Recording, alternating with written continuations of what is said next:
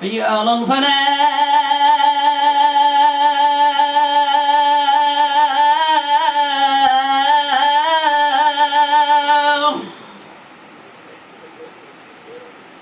فيا للفناء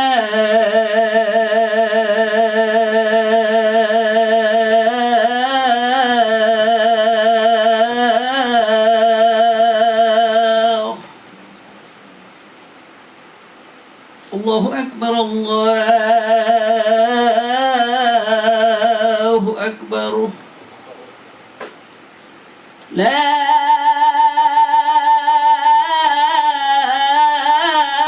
إله إلا الله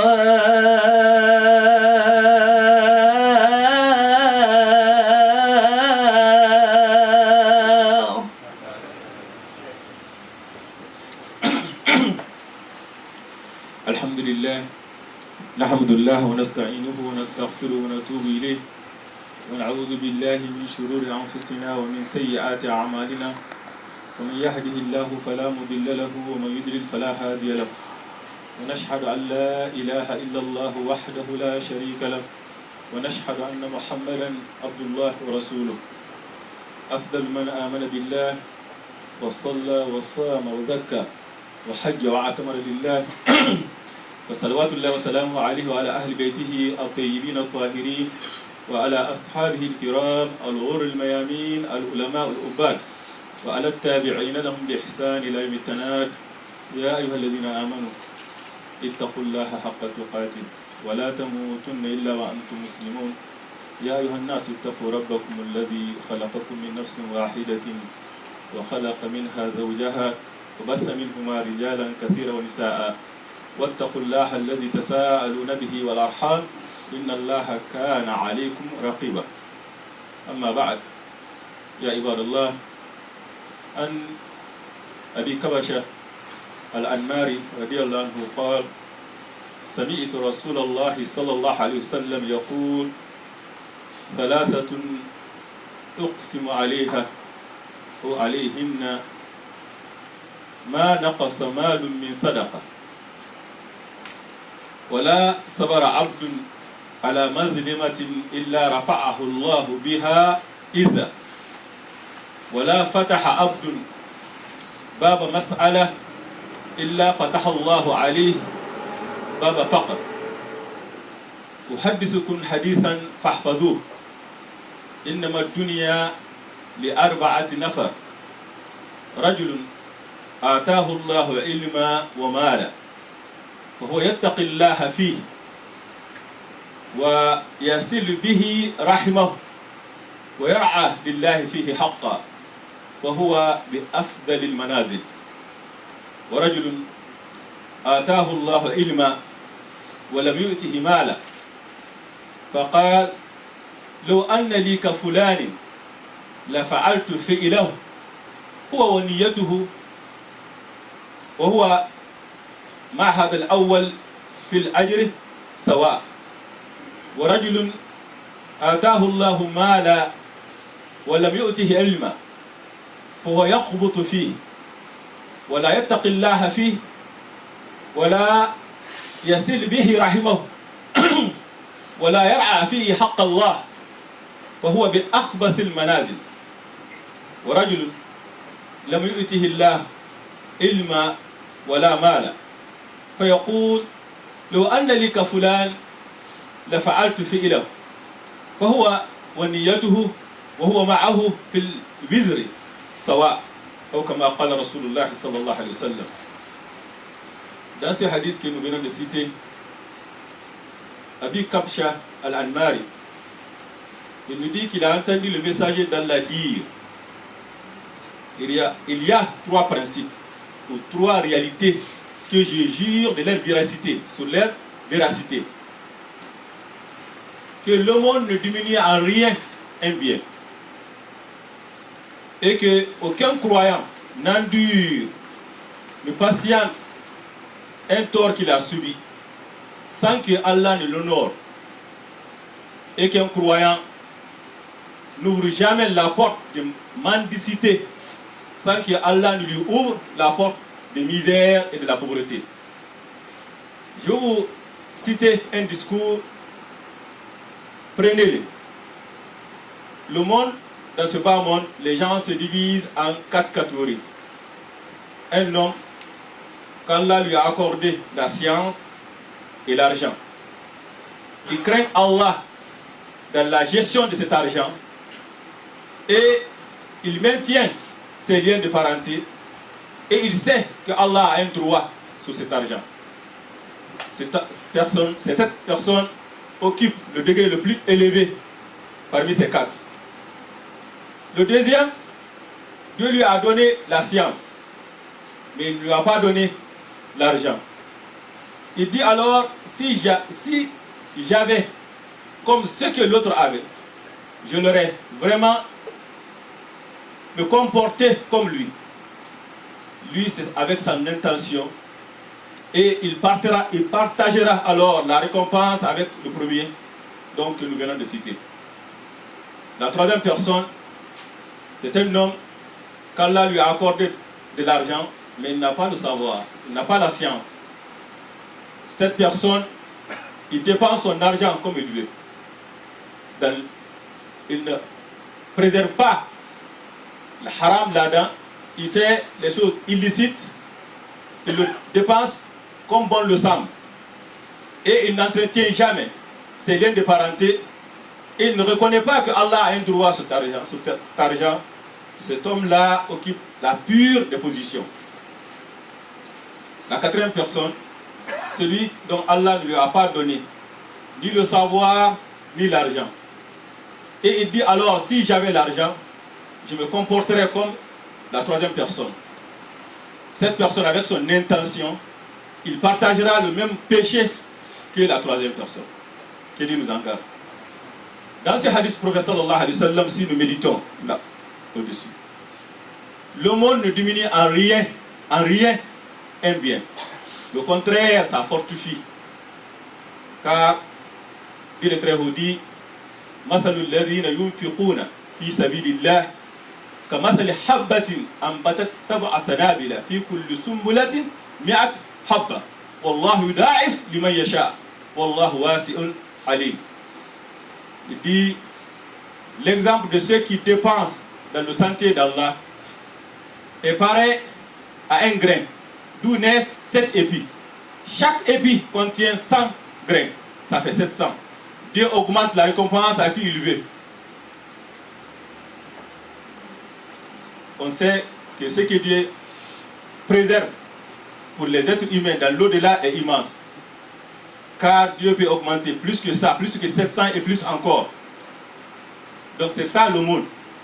Et le prophète sallallahu alayhi wa sallam, en interprétant ce verset, il dit Man tasaddaqa bi adli tamratin min kasbin tayyibin inna allaha la yaqbal illa tayyiba yataqabbaluha Allah biyamini thumma yurabbiha li sahibihi kama yurabbi ahadukum faluwahu hatta takun mithl al-jabal.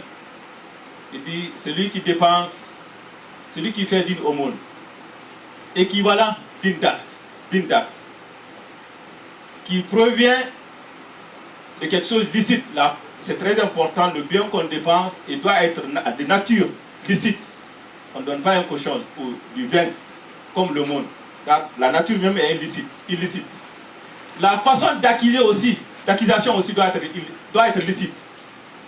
Car Allah est pur, il n'accepte que ce qui est pur. Donc si ces deux conditions-là sont remplies et l'intention est pure, Dieu le reçoit par la main droite et il la fortifie pour celui qui l'a donné. Comme l'un de vous élève son poulain jusqu'à ce qu'il devienne comme une montagne. Imaginez-vous, une date deviendra alors comme une montagne. Ça c'est grâce à Allah. Ça c'est grâce à Allah. C'est ça le monde. Donc ça diminue en rien un bien que la personne possède. C'est pour cela dans un hadith du prophète sallallahu alayhi wa sallam, ça on ne parle pas de la quantité seulement, mais on parle aussi de la bénédiction. Il dit ma min yomi yusbihu al-ibadu fihi illa wa malakan yanzilan fa yaqul ahaduhuma allahumma ati mumfiqan khalafa wa yaqul al-akhar allahumma ati mumsikan talafa. Il dit, il n'y a pas un jour que les gens se réveillent, pas un matin. Il y a 2 anges, Dieu les envoie chaque jour, chaque matin. L'un d'eux doit faire une invocation, l'autre aussi une invocation. L'autre c'est pour bénir ceux qui dépensent, l'autre c'est d'invoquer la malédiction pour ceux qui ne dépensent pas. Il dit à Allah accorde le remplacement, remplaçant pour ceux qui dépensent, et la ruine pour ceux qui refusent de dépenser. Et le monde, c'est pas seulement dans ce bas monde, c'est aussi dans l'au-delà. Dans l'au-delà, le bienfait de le monde dans l'au-delà est très grand. Le prophète sallallahu alayhi wa sallam dans un hadith il dit as-sadaqa tudfi ghadab ar-rabb wa tadfa mitat as-su'. Il dit que le monde éteint le courroux d'Allah, de notre Seigneur, la colère d'Allah. Si Allah est en colère avec toi, dès que tu donnes le monde, ça éteint complètement la colère d'Allah. Et protège des morts odieuses. Quand on parle de morts odieuses, les gens parlent de morts violentes. Les Sahaba, il y a beaucoup de Sahaba qui ont trouvé la mort dans une violence. On parle ici de Hamza, on parle ici de Ja'far. La mort cruelle, c'est la personne qui meurt au petit feu, qui est malade, qui est condamné. Il regarde autour de lui, il voit que ses enfants, mais il sait que cet enfant-là ne fait pas partie de lui, ce n'est pas sa famille. Il ne voulait s'aimer ahalik, ne sont pas ta famille. Il voit que ces gens-là ne partagent pas la même foi. Leur comportement, leur façon d'habiller, leur façon de penser, leur façon de faire, ça n'a rien d'islamique. Ça ne le reflète pas. Et lui, il est condamné, il n'y a aucune chance pour lui de refaire sa vie. Il sait maintenant qu'entre lui et la tombe, c'est une question d'heures ou de jours. Voilà la mort cruelle. Et malheureusement, ça attend beaucoup d'entre nous. Beaucoup d'entre nous. Car chacun de nous sait qu'est-ce qui arrivera après sa mort. On le sait. Quand tu regardes tes enfants, tu regardes ta famille, tu sais qu'est-ce qui va arriver après ma mort. Tu le sais. Chacun de nous le sait. Car tu mourras de la façon dont tu as vécu et tu seras ressuscité de la façon dont tu as trouvé la mort. Et le prophète sallallahu alayhi wa sallam dit as-sadaqa tudfi an ahliha harra al-qubur. Wa innama al-mu'min wa innama yastazillu al-mu'min fi dhilli sadaqatihi yawm al-qiyamah. Il dit que le monde éteint la chaleur de la tombe. Et chaque croyant se protégera de l'ombre qui aura été générée par son aumône. Et c'est normal. Vous n'atteindrez la vraie piété jusqu'à ce que vous faites la largesse de ce que vous chérissez. Donc ça reflète la pureté des piétés. C'est pour cela, c'est sous l'ombre-là que la personne sera. Donc c'est très important. C'est pour cela, dans un verset pour agir le Très-Haut dit وَانْفِقُوا فِي سَبِيلِ اللَّهِ وَلَا تُلْقُوا بِأَيْدِيكُمْ إِلَى التَّهْلُكَةِ وَأَحْسِنُوا إِنَّ اللَّهَ يُحِبُّ الْمُحْسِنِينَ. Dépensez dans le sentier d'Allah et ne vous jetez pas dans la destruction par vos propres mains. Et soyez bienfaisants. Allah aime les bienfaiteurs. Ici, pour interpréter ce verset, il faut regarder quand il dit de ne pas se jeter dans la destruction. Quelle phrase qu'il a mis devant et quelle phrase qu'il a mis après. Il dit dépensez dans le sentier d'Allah et soyez bienfaiteurs. Donc c'est très important. C'est pour cela Ibn Abbas, Mujahid, Ata, il dit ça veut dire que la personne ne se jette pas dans la destruction en refusant de dépenser dans le sentier d'Allah. Car il contient tellement de bienfaits que la personne ne peut pas vraiment laisser passer tout ça. Et deuxième point, le prophète sallallahu alayhi wa sallam dit il n'y a pas un serviteur qui endure avec patience une injustice qu'il vient de subir sans qu'Allah le honore. L'injustice, al-zulum, min ashad al-ma'asi. Ashad al-ma'asi. Il n'y a pas un péché plus pur que ça, que l'injustice. Inni haramtu zulma ala nafsi wa ja'altuhu baynakum muharraman fala tadhalam. Je me suis interdit l'injustice. Je l'ai rendu alors illicite entre vous. Ne soyez pas injustes les uns envers les autres.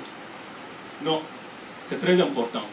Et les injustes, Allah la'anatullah ala zalimin, que la bénédiction d'Allah s'abat sur les injustes. Et Dieu les attend tournant. Il les attend. Pour dire sallallahu alayhi wa sallam, inna Allah yumhilu zalim hatta idha akhadahu lam yuflitu. Il dit, il donne un répit aux injustes, mais dès qu'il le saisit, il ne peut pas l'échapper. On a vu de nos jours des dirigeants qui ont passé 40 ans, 30 ans, 20 ans au pouvoir. Ces gens-là étaient dans l'aisance, mais la façon dont ils sont finis, si on avait montré cette finition, cet état, au moment où il prenait le pouvoir, il va dire non, je n'en veux pas. Car 40 ans, Dieu les donnait des répits. 40 ans. Mais quand il les a saisis, on a vu comment ça a été. Et quand on parle d'endurer l'injustice, non, on ne dit pas de cautionner l'injustice, non. Ou d'encourager l'injustice. Quand tu sais que ton endurance, ta patience envers une injustice, ça ne fait qu'engendrer ou encourager la personne, il vaut mieux de venger. Ça, c'est très important. On parle ici que la personne qui est dans une injustice et qui endurait le fait qu'aider la communauté, aider le lien de parenté. C'est pour cela, dans un hadith du professeur, il dit أن رجلا قال للنبي صلى الله عليه وسلم إن لي قرابة أصلهم وهم يقطعونني وأحسن عليهم وهم يجهلون علي وأحلم عنهم وهم يجهلون علي أو يسيئون إلي. فقال رسول الله صلى الله عليه وسلم إن كنت كما قلت فكأنما تصفه المل فلا يزال الله معك ظهيرا عليه ما دمت على ذلك أو كما قال رسول الله صلى الله عليه وسلم.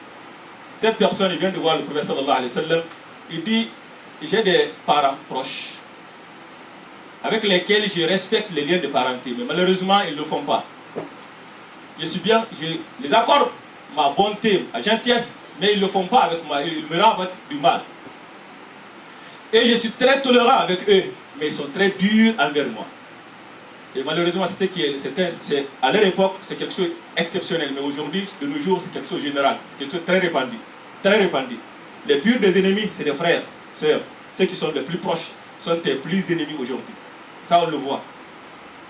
Il dit, si tu es, comme tu l'as dit, tu ne cesseras de trouver à Allah un soutien contre eux aussi longtemps que tu agiras ainsi. Ça, c'est très important de savoir que être bienfaisant envers ses frères qui est bienfaisant envers toi ne fait pas partie des liens de parenté qu'on doit maintenir. Car même les animaux, quand tu es bienfaisant, tu es gentil avec lui, tu rends la même chose. On parle du al-wasil bil mukafi. C'est pas celui qui prend le bien par le bien qui est considéré comme celui qui entretient ses liens de parenté. Non. C'est lui qui établit le lien de parenté avec celui qui l'a rompu. C'est ça qu'on appelle entretenir les biens de parenté. Donc c'est très important. Donc on parle ici. Et il n'y a pas une relation humaine sans endurer. Personne n'est parfait. Que ce soit dans le couple, c'est que la femme a enduré un mal de l'homme. L'homme aussi a fait la même chose avec la femme. Le frère avec son frère. Le père avec son enfant. L'enfant avec son père. Aussi longtemps. Donc c'est très important qu'on parle de cette endurance. وَلَمَنْ صَبَرَ وَغَفَرَ فَإِنَّ ذَلِكَ لَمِنْ عَظِمِ الْأُمُورِ وسارعوا إلى مغفرة من ربكم وجنة أرضها السماوات والأرض وأعدت للمتقين الذين ينفقون في السراء والضراء والكاظمين الغيظ والعافين عن الناس والله يحب المحسنين. Et c'est très important. Si la personne endure une injustice, il n'a pas pardonné, c'est mieux de se venger. Car ça sera un fait qui le consume lui-même. Ça sera qu'une rancœur, une haine. Donc on parle d'une personne qui endure avec patience. أقول قولي هذا وأستغفر الله لي ولكم واستغفروه إنه غفور رحيم. الحمد لله رب العالمين والصلاة والسلام على المبعوث رحمة للعالمين. Dans le troisième point que le prophète sallallahu alayhi wa sallam a cité, une personne qui s'ouvre la porte de mendicité, Allah lui ouvrira la porte de misère, de pauvreté. On parle des gens qui aiment vivre sous le dos des autres. Ce n'est pas islamique. Hakim bin Hizam قال سألت رسول الله صلى الله عليه وسلم فأتاني ثم سألته فأتاني ثم سألته فأتاني ثم قال يا حكيم إن هذا المال خضرة حلوة فمن أخذها بسخاوة نفس بورك له فيه ومن أخذها بإشراف نفس لم يبارك له فيه كان كمن يأكل ولا يشبع اليد العليا خير وأحب إلى الله من اليد السفلى. Dans ce hadith, Hakim bin Hizam, un sahabi jalil, il dit, je demanda au prophète sallallahu alayhi wa sallam, il m'en donna. Je l'ai demandé encore pour une deuxième fois, il me redonna encore pour une deuxième fois. J'ai formulé ma demande pour une troisième fois, il le fait aussi, il m'a donné, il m'a redonna. Et puis il me dit, cet argent c'est comme un fruit tendre, délicieux. Tu manges, plus que tu manges, tu as envie encore de manger. Il dit, celui qui le prend sans avidité, sans cupidité, Allah le bénit, cet argent. Mais s'il le prend avec avidité, Allah ne bénit pas son argent. Il sera comme celui qui mange sans se rassasier. Donc c'est très important. Et Hakim, dans son histoire, jusqu'à sa mort, il ne demanda jamais à quelqu'un de lui donner quelque chose. Jamais. Même à un imam qui vient, quand on lui donne, il dit non, je n'en veux pas. Donc c'est très important. Le musulman, le musulman doit vivre de ses propres sueurs, c'est ce que l'islam nous recommande. Demander l'aide, oui, on le fait seulement quand c'est nécessaire. Mais il ne faut pas qu'on l'utilise comme moyen de vivre. Il n'y a pas une chose qui met la relation humaine en mal plus que ça. Chaque fois que tu rencontres tes amis, toi tu ne fais que te plaindre. Il y a ce problème d'argent, il y a ce tel. Non, ce n'est pas une vie. Ce n'est pas une vie. Il doit être une exception, mais ce n'est pas un moyen de vivre. Un moyen d'amasser l'argent, non. Dans le deuxième point que le prophète sallallahu alayhi wa sallam nous a parlé, dire que les hommes se divisent en 4 catégories. Je vous réfère de lire l'histoire de Qarun. Inna Qarun kana min qawmi Musa fabagha alayh. وآتيناه من الكنوز ما إن مفاتيحه لتنوء بالعصبة أولي القوة إذ قال له قومه لا تفرح إن الله لا يحب الفرحين. Qarun faisait partie des gens, des peuples de Moussa. Mais il était empli de violence envers eux. Combien ils sont nombreux aujourd'hui, les gens de Qarun, qui se trouvent dans un poste élevé, et ses frères de même religion ou de même pays sont des intouchables. Non. Dieu lui a accordé des trésors dont les clés pèsent lourd à une bande des gens forts. Tu vas prendre une équipe de baseball ou de football, tu lui demanderas de porter les clés des trésors de Qarun, ils ne pourront pas le faire, tellement qu'ils sont nombreux. Et il va recevoir des conseils. Quand il dit ce conseil, il n'y a pas un conseil plus utile, plus complet que ceci. إذا قال له قوم لا تفرح إن الله لا يحب الفرحين وابتغ فيما آتاك الله الدار الآخرة ولا تنس نصيبك من الدنيا وأحسن كما أحسن الله إليك ولا تبغي الفساد في الأرض إن الله لا يحب المفسدين. Ici, on reconnaît son droit sur l'argent, on l'encourage d'en profiter. Mais doit sois bienfaisant, comme Dieu l'a été envers toi, et ne sème pas la corruption sur terre. N'utilise pas le bien d'Allah dans la désobéissance d'Allah, de faire du mal aux autres. Qu'est-ce qu'il a répondu? Il fait partie des pures des créatures. Dans les 4 catégories qu'on a dit, lui, il se place dans le 3e. C'est par une science qui me vient, que je possède, que celui-ci m'est venu. Celui-ci m'est venu à cause d'une science que je possède. Quand des gens se trouvent dans un poste élevé, où ils ont un bon travail, où ils ont telle aisance, non, c'est parce qu'ils savent parler, parce qu'ils ont bien étudié, parce qu'ils ont telle chose.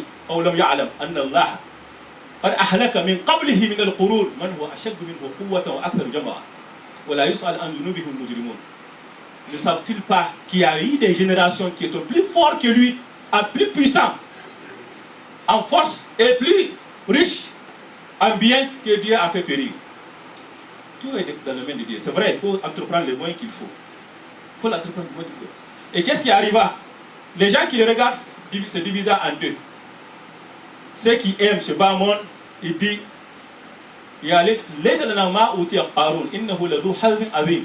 il dit qu'on aurait aimé d'avoir ce que Qarun a eu, car il a été doté d'une recherche immense. Mais ceux qui ont eu le savoir, ils n'ont pas l'argent, mais non, ils se sont ressaisis. Donc c'est très important. Quand Dieu te donne un bien, il faut l'utiliser dans l'obéissance d'Allah. Il faut utiliser en établissant le lien, maintenant le lien de parenté. C'est la première chose à faire. Et aider la cause d'Allah. N'utilise pas dans la désobéissance d'Allah. Et ça c'est très important. Alhamdulillah, on a déjà parlé de la compétition des enfants, compétition du Coran. Et c'est demain vraiment le dernier jour pour recevoir les demandes. Donc nous encourageons ceux qui ont déjà rempli de les rendre, Inch'Allah. Et le 13, ça va être le préliminaire pour l'élimination des candidats, c'est-à-dire de vraiment choisir ceux qui auront la chance de faire la compétition le 20. إن شاء الله. ربنا تقبل منا إنك أنت السميع العليم وتب علينا يا مولانا إنك تواب رحيم. اللهم اهدنا فيما هديت وعافنا فيما عافيت وتولنا فيمن توليت وبارك لنا فيما أعطيت واصرف عنا سوء ما قضيت إنك تقضي ولا يقضى عليك. اللهم لا يذل من حديث ولا يعز من أريد بيدك الخير كله يا رب الرحمن الرحيم.